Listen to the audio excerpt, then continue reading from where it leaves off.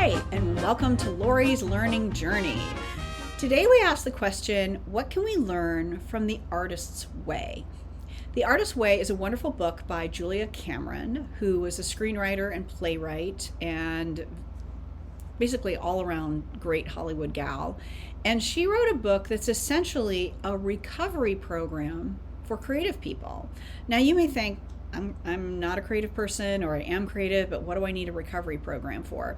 Well, the reality is that a lot of times in school, and even with our parents, our creativity gets a little squashed because there are very well-intentioned and sometimes not well-intentioned teachers who think that the way to get you to be more creative is to toughen you up. I definitely saw this in music school where teachers were like, this is how the real world is. Well, guess what? When you get out into the real world, actual artists aren't like that. So if you've been in school, what will happen is your teacher will criticize everything that you write or everything that you paint. And it becomes so paralyzing that you feel like, I don't have any talent, or you censor yourself, or you apologize for yourself. So the Artist's Way is all about just, art is about play. And great art and great creativity exists in an environment of acceptance and freedom. Now, the reality is not all of your art, not all of my art certainly, is going to be good. But as Julia Cameron says, weeds and trees look the same on the forest floor. So you have to encourage everything.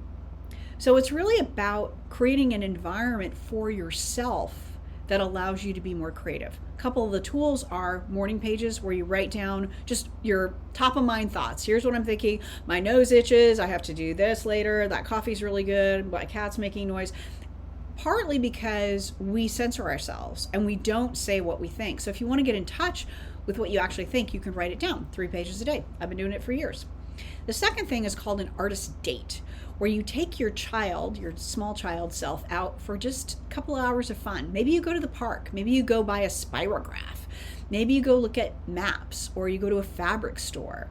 Something that is fun just for the purpose of fun. Because creativity comes from nailing things together that haven't been nailed together before. That's any kind of creativity.